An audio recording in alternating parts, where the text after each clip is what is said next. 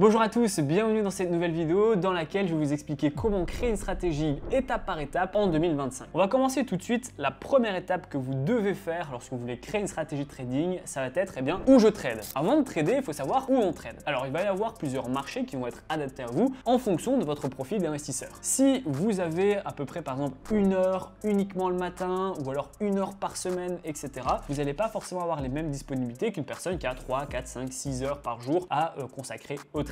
Donc moi, ce que je vais dans tous les cas vous recommander, si vous débutez ou si vous n'avez pas trop de temps parce que vous avez un boulot à côté, etc., ça va être de vous diriger vers le Forex. Donc sur le Forex, vous allez avoir plein de paires de devises qui seront adaptées à vous dans tous les cas parce qu'il y a des paires de devises qui vont bouger plutôt la matinée, l'après-midi, la soirée. Donc en fonction de votre disponibilité, vous allez pouvoir vous tourner vers telle ou telle devise. Également, en étant débutant, se tourner vers le marché du Forex est une bonne idée parce que le coût par pips est bas. Ça veut dire que vous allez pouvoir avoir des take profits, des stop loss assez larges sans pour autant perdre 10% de perte avec un lot minimum. Donc ça va vous permettre en fait de laisser respirer votre analyse et voir si vous avez eu tort ou raison avant de vous faire toucher en take profit ou en stop loss. Donc ici, personnellement, ce que je vous recommande, ça va être de sélectionner 10, 12, 15 graphiques maximum, pas plus, après ça sert à rien, en fonction de votre disponibilité. Donc si vous êtes disponible le matin, vous allez plutôt utiliser des devises qui ont l'euro, le GBP, le CHF dans la paire. Donc, par exemple, euro GBP, euro CHF, GBP CHF, etc. Ce sont des paires qui vont beaucoup bouger le matin vers 8-9 heures. Ensuite, si vous êtes plutôt disponible en après-midi, vous allez pouvoir vous diriger également vers des paires euros et également dollars. Vous pouvez également, si c'est plutôt en fin de journée vers 16h ou 17, 18, 19, 20 heures, vous tournez sur les paires AUD, NZD, GPI, etc. Donc en après-midi, vous pourrez par exemple prendre l'euro-dollar, l'USD CHF, USD CAD, USD GPI, etc.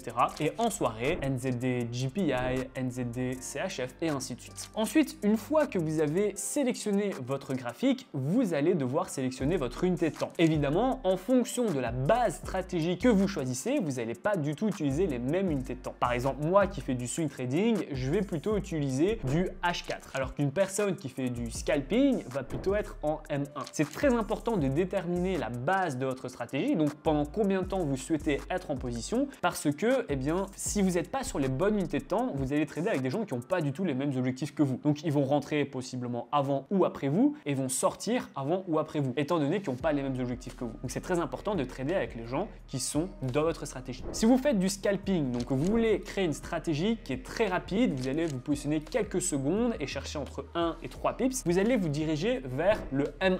Si vous faites de l'intraday, vous allez vous positionner entre 15 minutes et 4 heures, vous allez chercher environ 40 pips de gain pour 20 pips de perte, vous allez aller en M15, M30, M1, ce sont des unités de temps pour vous. Également, si vous faites du day trading, vous allez vous positionner entre 4 et 8, 10, 12 heures. L'idée, c'est d'ouvrir et de fermer les positions dans la journée. Vous allez vous diriger en H1. Et en day trading, vous allez avoir donc des objectifs à 50, 60, 80 pips et vous allez risquer 30, 40 pips. Enfin, pour du swing trading, vous allez aller en H4. Votre objectif, ça va être de vous positionner sur plusieurs jours et d'aller chercher 100, 150, 200, 300 pips avec 60, 70, 80 pips de perte. Donc, vous voyez, en fonction de combien de temps vous voulez passer devant votre écran et combien de temps vous voulez garder votre position, vous n'allez pas utiliser les mêmes unités de temps. Ensuite, vous avez deux choix qui s'offrent à vous lorsque vous voulez créer une stratégie trading. Soit vous allez faire une stratégie price action, soit vous allez faire une stratégie indicateur. Alors la différence, elle est simple. Si vous souhaitez vous positionner sans utiliser l'indicateur, c'est personnellement ce que j'utilise à travers mes vidéos de présentation de trade, gagnant ou perdant. Vous voyez à chaque fois mon graphique, il n'y a rien dessus. Je vais uniquement tracer des supports et des résistances et je vais rentrer sur des cassures, des clôtures, des rebonds, des replis, etc. Si par contre vous voulez vous positionner en fonction d'indicateurs, vous allez utiliser des indicateurs techniques. Utilisez par exemple des moyennes mobiles, le RSI, les stochastiques, des indicateurs qui vont vous dire quand rentrer et quand sortir, mais parfois ils vont être un peu tardatifs comparé au price action. Le price action, vous allez rentrer plus tôt que la plupart des gens, sauf que l'idée c'est que vous allez devoir calculer quand rentrer et quand sortir. Donc c'est possiblement un peu plus compliqué. Si vous utilisez par exemple le price action, pour faire une analyse, je vous partage mon écran, je suis en face de l'AUD-USD en H4 et faire du price action, ce serait par exemple faire ce que je fais ici. Donc je vais tracer un canal bas que je pourrais faire juste ici, une résistance oblique que je vais mettre ici et je vais analyser haussier, un canal baissier, une tendance baissière et je vais vouloir rentrer le plus haut possible après une correction. Donc je vais rentrer sur ce niveau ici, ici, ici. Je vais possiblement pouvoir me positionner ici mais un peu tard parce qu'on n'a pas touché le canal donc je vais devoir attendre le retournement. Et une fois qu'on a cassé par le bas la résistance, le support pardon, ça devient une résistance. Donc je vais pouvoir me positionner ici, ici, ici. Là on a cassé et clôturé par le haut ma résistance, on n'a pas replié. Donc je vais potentiellement pouvoir me dire ok, si on a réintégré le canal, eh bien je pourrais attendre qu'on retouche le haut du canal pour mettre une vente. Voilà, on va vraiment se positionner en tendance à chaque fois après une correction pour se passer avec un meilleur point d'entrée possible et ensuite on va gérer notre trade. Dans tous les cas, j'ai fait plus de 1400 vidéos éducatives sur YouTube, donc si vous avez une idée d'un indicateur ou du price action justement et que vous voulez davantage d'informations, vous pouvez aller visionner mes différentes vidéos sur le sujet. Et si vous voulez copier une stratégie qui marche, vous pouvez également copier mes signaux de trading. Le lien est dans la description. Chaque matin, je vous envoie un signal de trading que vous allez pouvoir copier gratuitement. Dans tous les cas, la chose la plus importante lorsque vous voulez créer votre stratégie trading, ça va être de définir votre condition de trade. On ne se positionne jamais sans condition de trade. Une condition de trade, c'est quoi? C'est en fait la question suivante. Pourquoi vous vous positionnez? Pourquoi vous décidez de mettre un achat ou une vente? Il faut à chaque fois que vous ayez une condition précise. On ne peut pas se dire bah, j'ai acheté parce que je vois que les prix montent donc je pense que c'est haussier. Non, ça marche pas comme ça. C'est pas vous qui devez interpréter. Vous lisez le marché et vous en tirez des conclusions. Une condition de trade, ce serait par exemple une cassure et clôture d'une résistance. Ce serait par exemple un échec et un engouffrement. Ce serait une figure graphique ou chartiste. Ce serait un croisement des moyens mobiles ou du stochastique. C'est en fait une raison précise qui vous dit de rentrer. Et vous allez devoir essayer de suivre une condition de trade précise qui fonctionne pour vous. Si par exemple, vous êtes doué pour vous positionner à chaque fois lorsqu'on tape une moyenne mobile et qu'on replie, eh bien, ça va être votre condition de trade favorite. Si à l'inverse, vous aimez vous positionner quand le RSI se croise et que le RSI sort d'une zone de surachat, vous allez pouvoir également utiliser cette condition de trade. Elle est vraiment propre à chacun. L'idée, ça va être de tout tester et ensuite, eh bien, de l'apprendre, de vous spécialiser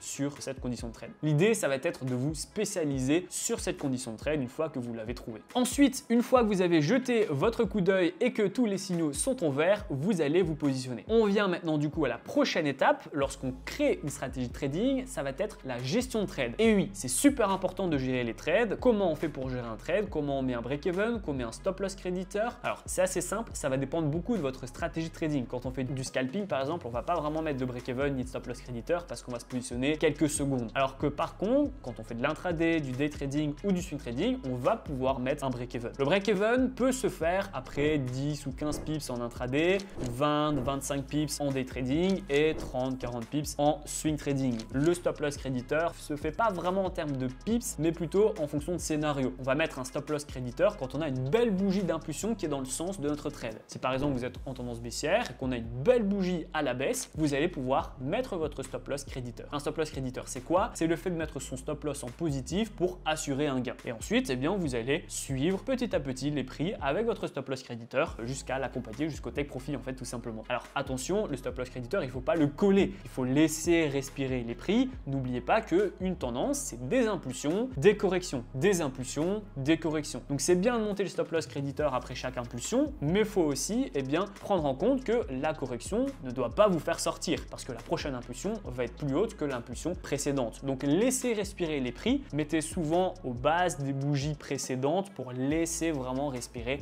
votre analyse. Pour vous aider dans votre mise en place de stratégie trading, je vous ai mis ici un plan de trading qui résume à peu près tout ce que je vous ai dit et d'autres choses qui sont très importantes. C'est en fait une étape, je vous ai déjà fait des vidéos là-dessus, à suivre afin d'être certain de ne rien oublier. Je vous invite à imprimer cette photo et de mettre un petit V au crayon lorsque c'est fait. Si tous les V sont faits, vous n'avez rien oublié. Si par contre vous avez oublié des choses ou à l'inverse des choses ne sont pas respectées, évitez de mettre la position. Ça va vous permettre d'être strict et de bien processiser chaque trade. Donc là, en résumé, vous allez sélectionner votre graphique et faire votre analyse technique. Prenez graphique après graphique et cherchez une condition de trade, soit avec les indicateurs, le price action, etc. Vérifiez bien l'unité de temps qu'elle correspond à votre stratégie de trading. Et ensuite, une fois que vous avez sélectionné du coup un graphique qui vous semble intéressant, eh bien vous allez émettre votre condition de trade. Quand rentrer, ma condition de trade, ça va être d'attendre qu'on clôture au-dessus de cette résistance ou qu'on clôture en bas de mon support ou qu'on a un croisement des moyennes mobiles. Et quand sortir, eh bien je vais viser la prochaine résistance ou le prochain support ou le prochain croisement des moyennes mobiles. Vous allez bien planifier votre entrée et votre sortie. Veillez toujours à placer votre stop loss et votre take profit de manière cohérente. Si vous faites du swing trading, ça sert à rien de mettre un stop loss à 400 pips. Si vous faites de l'intraday, ne mettez pas non plus un stop loss à 50 pips. Si vous faites du day trading, ne mettez pas un take profit à 30 pips. Non, gardez vraiment toujours des take profit et des stop loss cohérents en fonction de votre stratégie de trading. Je répète, intraday, on va plutôt aller chercher 30, 40 pips pour 15, 20 pips de perte. Day trading, 40, 50, 60 pips de gain pour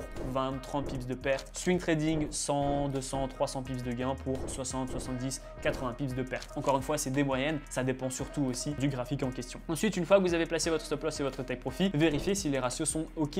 Si au final votre ratio est à 1,1, c'est peut-être pas forcément super intéressant. Essayez toujours de chercher des ratios à 1,2, 1,3, 1,4. Comme ça, vous allez pouvoir avoir un taux de réussite à 20, 30, 40% et pour autant être rentable à la fin du mois. Ensuite, vous allez planifier votre lot. Donc ça, le lot doit changer en fonction donc de chaque trade, évidemment. Plus votre stop loss est proche, plus vous pouvez mettre un lot élevé. Plus il est éloigné, plus vous pouvez descendre votre lot. Veillez toujours à avoir un lot qui vous fait perdre entre 0,5 et 1% maximum de votre capital en cas de stop loss. Donc si ça vous fait perdre plus, vérifiez votre stop loss. Si vous n'avez pas le choix, que vous êtes au lot le plus faible possible déjà de base et que vous perdez plus que 1% en cas que votre stop loss est touché, c'est bien souvent que votre point d'entrée n'est pas bon. Donc là, vous n'êtes pas assez strict sur votre paire. Attendez un meilleur scénario. Ensuite, vous jetez un petit coup d'œil sur l'analyse fondamentale et on est OK, on peut mettre en place son trade et ses limites. C'est très important d'avoir des objectifs de gain et de perte avant même de commencer sa session de trading. On se dit bien par exemple, voilà, aujourd'hui, je vais essayer de mettre que un trade mais super strict ou 3 trades mais super strict. Je vais essayer toujours d'aller chercher 2-3% de gain, 1% de perte maximum. Si on touche un ou deux stop loss sur mes analyses, je ferme mon ordinateur